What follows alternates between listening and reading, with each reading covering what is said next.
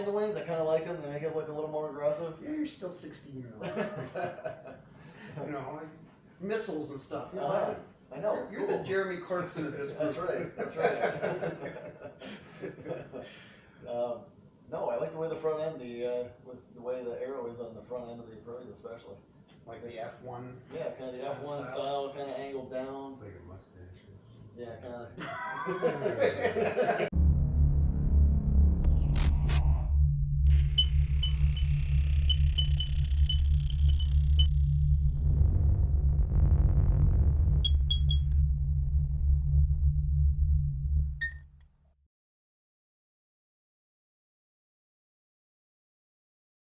Hey guys, I'm Phil, your Seriously Casual Racer. Hey, I'm Ryan from Highside Raceworks. I'm Chris, and right on 2 channel. We're going to be talking about the first round of MotoGP. So, MotoGP, round 1, Thailand? Yeah, Thailand? What do you guys think? Impressed? Happy with 2026? How it's coming? I'd say a good start to the season. Good start to the season? For some. Not so much for others. I liked it. I like what I saw.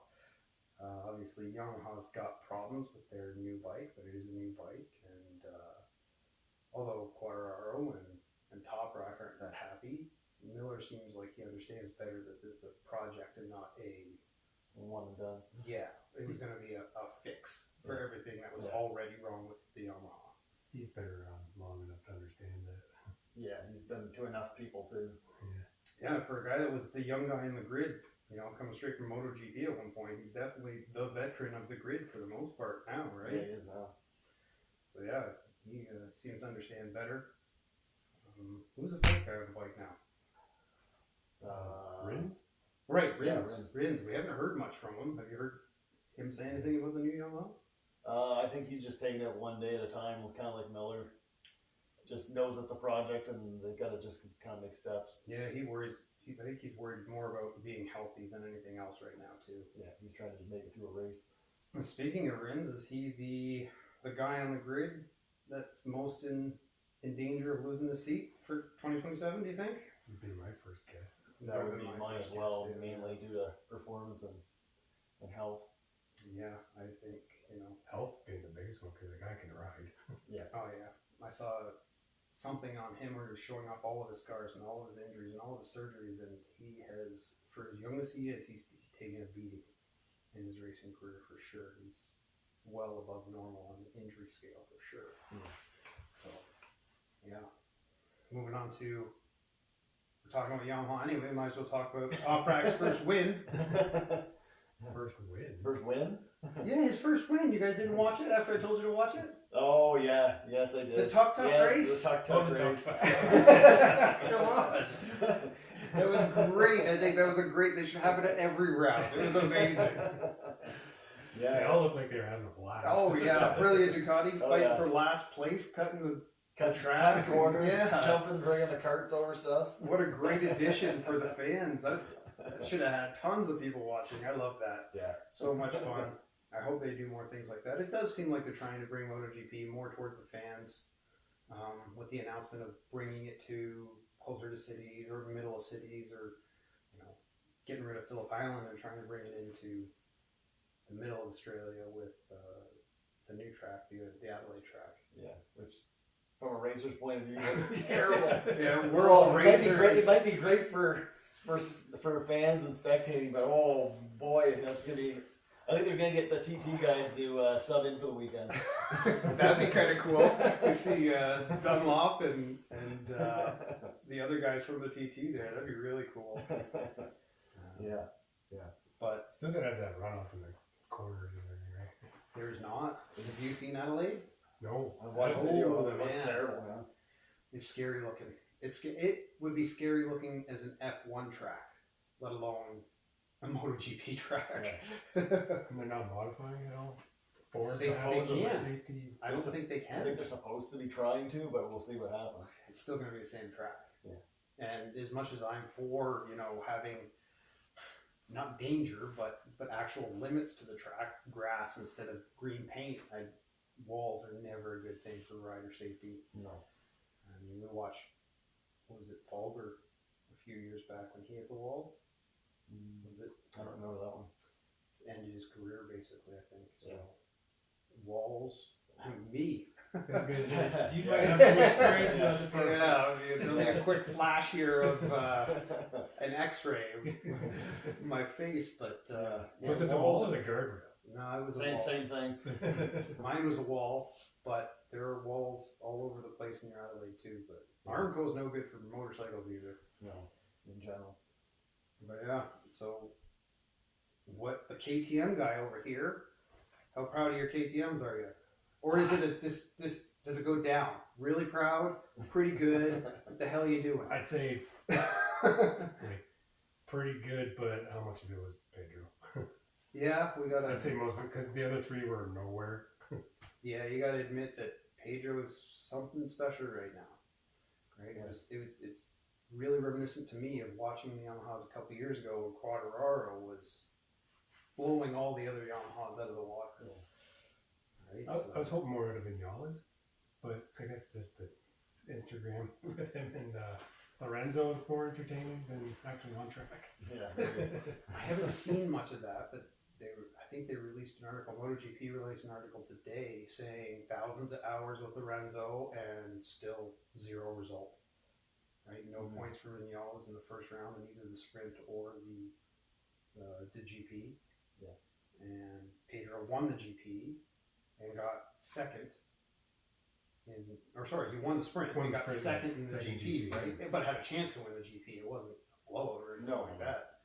He hit 5 seconds back or something like that. Yeah, by the end he was a ways back, but only because of, we'll talk about it in a second, only because of what should have been fine, in my opinion. As racers, like, no matter what level of racer, I think you understand when you're watching racing that there is no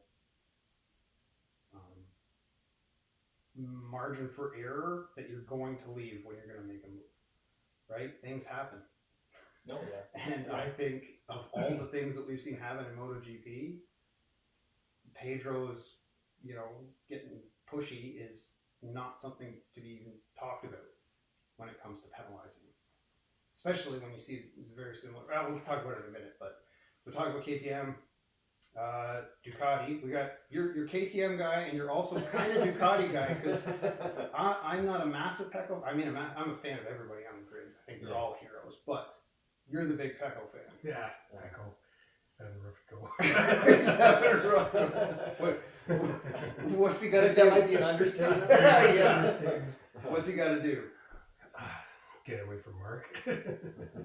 Yeah, you're probably not wrong. Do you think he's trying to copy Mark's setup, or how I think that's what happens to a lot of people. They end up with Mark on the other side of the garage. They're like, oh, look at all his data. Let's try to copy what he's doing. Nobody can do what Mark does. And then it just messes up your own game.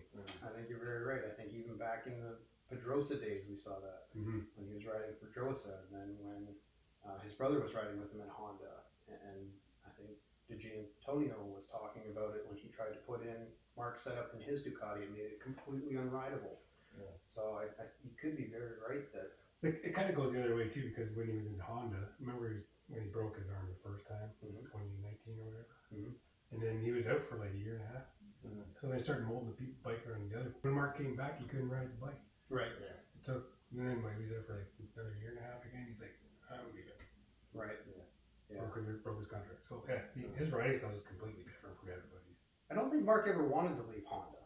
I just think it felt necessary for all parties at that point. Right. And everybody benefited.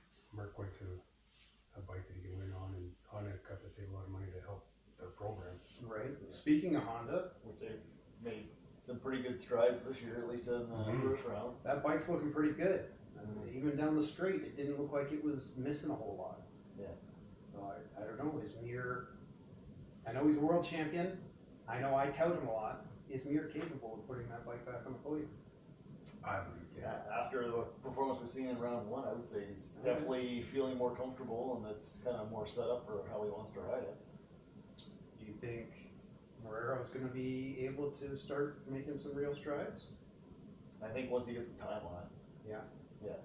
You got to figure he's fresh out of Moto 2. He's only had, what, 2 test weekends, 2 test days on I think he's been very impressive. Yeah. Very impressive. Very good first outing, that's for sure. Yeah, I think so. I think he's gone way above what he was supposed to achieve in his first weekend, especially when you compare him and the other rookie Toprak, who, you know, call him Toprak a rookie, but the guy's been riding motorcycles forever at the highest level. Multi-time champion in World Superbike. Exactly. So I think that's why the expectations for Toprak are that high, is because he has beat everybody in World Superbike convincingly. So I'm not much for hyping up rookies, but Guerrero's looking pretty good as a staying in GP for quite some time. Oh yeah.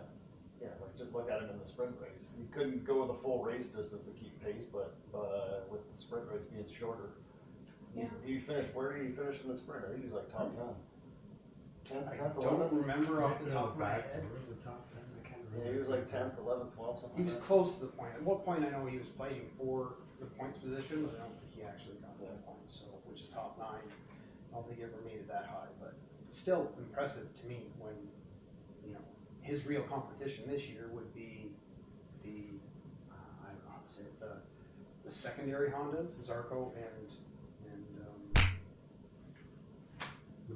Luca. Thank you. I don't want to call them secondary Hondas, but they kind of are, right? He's with LCR. He's got to beat Zarco as much as he can, and he's got to win the Rookie of the Year. And when he does that, I think he gets a 2-year contract, no problem. So it's good for him. Aprilia, are they going to run away this year? Cool. I wouldn't say they'll run away. I don't know if we'll run away, but boy, do they look strong this They year. do. Like Jesus. all 4 bikes. All are up 4. the top, Yeah, even the Trackhouse bikes look real good for a team that is definitely a second-tier team, and they don't have the money that I would say probably any other team on the grid outside. They're probably on par with Prom.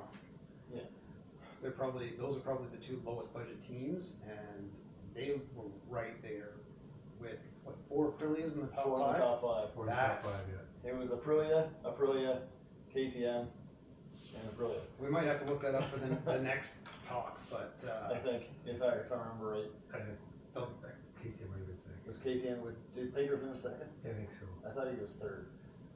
Maybe. Or did he get by Fernandez? I don't remember. Yeah, he did. Did he? Fernandez got tired. Towards yes, the end. he did. Yeah, but 4 of the top 5, other than Ducati, we know they've done it. We'd have to look back, I think, into the early 2000s, the last time we had a manufacturer with 4 of the top 5 bikes in the top 5. Oh yeah. It's been a long time for that kind of showing. So I think Aprilia, and they're being smart about stuff. The new Aero, the F1 Aerotech, I don't know, that was pretty, I want to call it almost dicey for them to be like, oh, we know we got something good. We don't want anybody to copy it. We'll just do it the last second. Yeah. Oh yeah. That's smart. It's extremely smart. It's extremely smart, but it was there the whole time, because if you look at the other bikes, you can see the duct tape over the holes. Yeah. It's just duct tape covering the holes in the fairing right up until it was no longer viable for the other people to copy them, right? So yeah, it was definitely a measured move. Oh yeah. Is Aprilia the new Ducati? Are they going to be bringing forth all the new revelations, right? Ducati brought the transforming era into MotoGP. They brought the big winglets into MotoGP. Is it going to be Aprilia's time to start bringing some real tech in? Maybe. But with the regulation changes coming after this season, like how long lived is it? But this is the kind of tech that will live forever, I think. This air ducting, I think probably could get. But I think a lot of the winglets are going away. Yeah, but I think the stuff that They're are getting smaller, not really going away. Yeah, they're getting smaller. It'd be nice if it went away. I'd like to see some pretty bikes on the grid again. I know you hate the wings. I don't hate the wings, but if they could make them pretty, make them better looking. It's see, I don't mind the wings. I kind of like them. They make it look a little more aggressive. Yeah, you're still 16 though. You know, like missiles and stuff. I know. You're the Jeremy Clarkson of this group. That's right. That's right. No, I like the way the front end, with the way the arrow is on the front end of the Aprilia, especially. Like the F1. Yeah, kind of the F1 style, kind of angled down. It's like a mustache. Yeah, kind of. Yamaha's gone more towards the Ducati style of wing. Yeah. I think all of it's ugly personally. Yeah. I think there were some really good looking bikes before it happened, 2014. Even going back to say the Kawasaki, way back in the day. Way back. That was a pretty motorcycle, angles and stuff like that. I understand they can't do that anymore. They have to be competitive in the aero market, but Aprillia has been showing a lot of technology. They had the downforce on the side fairings before anybody else. Yeah, downwash. Now they've got the flow through to allow for higher top speeds. They got that one on the side of the seat now too. Yeah. They were the first for that. They were also the first with for the wet in the swing arm inside around behind the back of the tire. Yeah. That was Yamaha did that first, wasn't it? No, it was brilliant. Pretty sure it was Aprillia. Yeah, well, Yamaha had it a long time ago too. How did they? It was actually molded into the bottom of the belly pad to deflect the rain away from the rear tire. Yeah. In any case, I think we're seeing a lot more from Aprillia. But like you said, with the new regulations next year, we'll have to see what's coming. Because it's going to be interesting what everybody comes up with. I'm kind of curious if everybody's going to do the same thing that Aprilia just did. They're going to wait, and then spring it at the last second. Right. That's what they should be doing. Yeah. And you got to test though, right? You got to test to see if it you're works. Not wrong. Should be able to do a fair bit of testing in wind tunnel too. Yeah. Where you should be fairly confident that stuff's going to work. The last thing I wanted to talk about was the penalty. The penalty. The penalty, yes. I mean, I think it's ridiculous for two reasons. So here's my thought. The penalty we're talking about, just in case nobody knows what we're talking about, in the sprint race, the penalty we're talking about is Mark tried to make a pass, pushed Pedro off the track, and had to drop a place. Was penalized by the stewards almost immediately on the third last lap. Third last lap? I believe third. It's third. Second or third last lap. Second, Either way. Yeah. Now, at the very beginning of that race, we watched at least one of almost exactly the same thing happen when Alex Marquez pushed De Gianantonio off the track by a mile, and it had a much larger effect on the race, like much larger. Yeah, he dropped all he the way went to from back. fourth or fifth to basically last place, Yeah. and he couldn't recover what he should have. No, his race was over. Whereas Mark and Pedro were racing for the win. And you're going to decide a race win, and such a good race to begin with, by telling Mark to let Pedro win? Yeah. Like, that's just a ridiculous thought, in my opinion. Yeah, I tend to agree. Like, Mark, as far as I'm concerned, made the pass, made the move. He had the line. He didn't make contact with Pedro. He had forced him to stand it up a bit, and he probably overcorrected, and that forced himself off track. In my opinion, I think. What about this scenario? If there was grass on the outside, there was no runoff, like no paved runoff, and Mark had pushed him out wide into the grass and he went down. Is that a penalty? No. We also all have to remember that we're all racers here, right? So we see things from a very specific view. Every time you penalize a racer, to me, you're telling somebody not to race. Yes. I hate that idea. Yeah. I hate the idea of telling a racer not to race. It's awful in my opinion. If there's grass there, Mark pushes him off the track and he goes down, it's racing. Yes, Pedro doesn't score any points. Yes, blah, blah, blah, blah, blah. At the same time, you could see Pedro's reaction.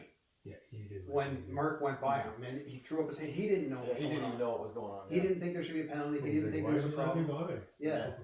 So, I think racers will see it from a certain point, and I think a fan will see it from a different perspective because they will be like, that was a ripoff, shouldn't be pushing people off the track. And I understand that view as well. But as a racer and a guy who likes racing, I want to encourage racers to race.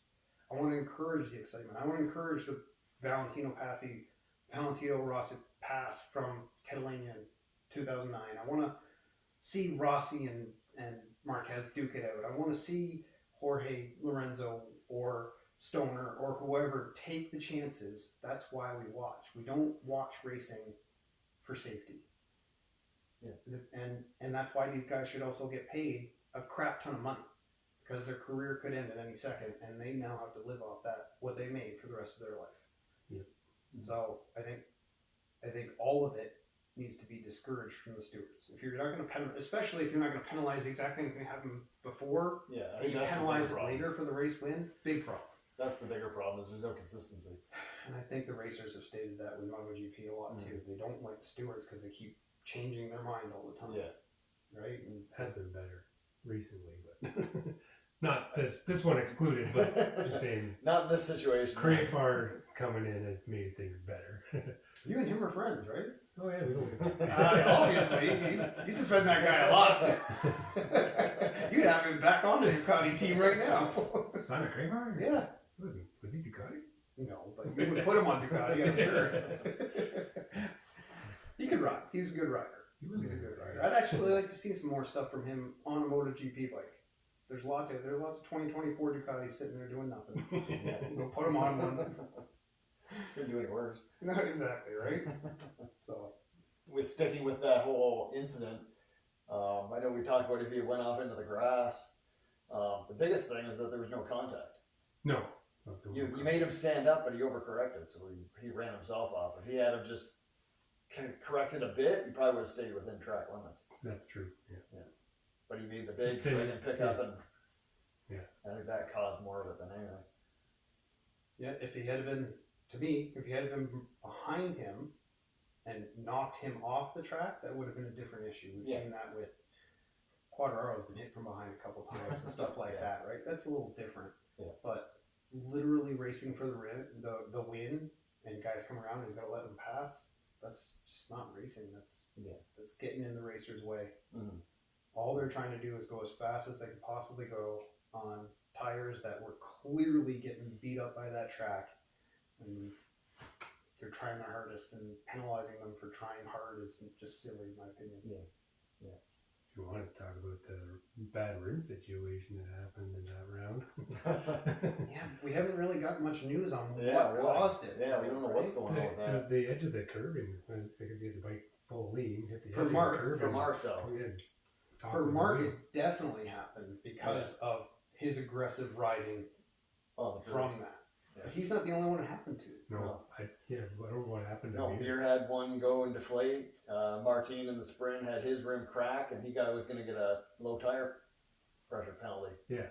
But they waived it because his rim was cracked. Right. So that's 3 right there with rim failures. These rims are different than last year's rims? They are definitely different than last year. So is year. it a different alloy or a different process of making them? I don't know. It's a completely different design. Like, they don't even look the same. The spokes aren't in the same position. They split off more. Definitely different rims than they were last year for Yamaha and for Ducati. So Yamaha was the only one who was fine. Well, I think pretty much everybody uses the same rims for the most part now. So I don't think there's going to be one rim supplier or another to. It's emergency heat, isn't it? I don't know. I don't want to say something that I'm not sure about. I don't know the manufacturer. I'm not 100% sure either. But they were all the same. It looked like all of them were the same last year, and now there's definitely different designs in the rim this year. So something's changed for sure. Yeah. But they were saying the heat, but if the rims can't take the heat, then they shouldn't be on a MotoGP bike. No. Because that's all MotoGP bikes do is create heat all the time. Yeah, big time. From every part of the motorcycle. Mm-hmm. So brakes aren't known to get hot. No. No, not at all. Those carbon brakes are real cool. Well, and I mean, I don't know how many people know, but the calipers now are so close to the rim. Yeah. Right? They can't even remove the caliper without taking the brake rotor off. So heat is always going to be an issue, and if rims are cracking now, then they need to figure it out right now. Yeah, big time. Round 2, who's the winner? Different track. We knew Aprillia was going to be good at this track. No data on this track, right? Yeah. Brazil's all new, so everybody's going to be starting from a flat foot. No predictions? You think Aprilia is going to be competitive there too? I don't even know what the layout of the track is. We're coming completely informed right here, guys. We know it all. Completely blind. I'm going to say Ducati's got 6 bikes on the grid versus everybody else's 4, so they're going to have a little bit more data gathering. Probably, yeah, Yeah. they're probably going to be able to have a few more things. But I have this weird feeling with a new track. There's a couple guys that learn tracks really well, and one of them's Jorge Martin. And I think we might see him really shine in this next round. Possible. He's very good at picking up the track and going. I don't want to swear here, but balls out right away. So I think Martin's going to be right at the tip of the sharp end right away. And also one other thing Martin's known for is not changing bike setup very much between rounds. That's true. He does. He tends to keep a same setup for almost every track. Yeah, he does. With only minor tweaks. Yeah. Whereas guys like Alex Marquez make big changes, big changes. So that could be a big factor too. Yeah. When you have nothing to start with, you might have to do a lot of experimenting for those guys. Yeah, which could be the same thing for all the Aprillia riders. They have a good base setup, as round one is proven. If it decides it works at the Brazil track, they might have a leg up on everybody just with a good setup to start with. Honda could be like that too, because if you look at all 4 Honda bikes, they almost all look like they're set up identically. Yeah. Same fork height, same offsets, same everything. By the looks of it, from rider to rider, there's very little difference, and when I do see a difference, it's pretty minor. It's not like one's got their swing arm pivot at the very bottom and one's got it at the very top. They're very, very similar from rider to rider, so they could be good right out of the gate too. But here's hoping that we get through the next round and we go Aprilia KTM. I'd love to see Aprilia and KTM get a good jump and then have a battle between all 3 manufacturers. Yeah, and have a good year of racing. Makes it more fun to watch when there's more competitiveness. Oh yeah, when one guy doesn't run away. Yeah. When I say KTM, it's Pedro. Yeah. I like Brad. The lone KTM. Yeah, I like Brad. I hope the best for Vinales. I've always cheered for him, but he's always had trouble. But yeah, it's going to be Pedro for KTM. Yeah, Vinales is very hot or cold. Yeah, we might see him all of a sudden, just like last year, win a race from nowhere. It comes out of nowhere and just stringing his lights out. He's got the talent. Whatever it is that's missing has been missing forever. Yeah. It's unfortunate for him the guitar's getting pushed back to November because he's awesome at guitar. Yeah, he usually does well there. So's Mark, though. A healthy Mark is a scary Mark. And he's as healthy as he's been for, I don't know how many years. Yeah. 6 years. So yeah, that's all the guys now. They're all not at 100% for round one. That's true. So hopefully most of them are better for round two. Hey everyone, just finishing up the editing on this video. We're going to do one every round of MotoGP. So tell us what you think, how we can improve, or if we're just plain wrong. Thanks guys.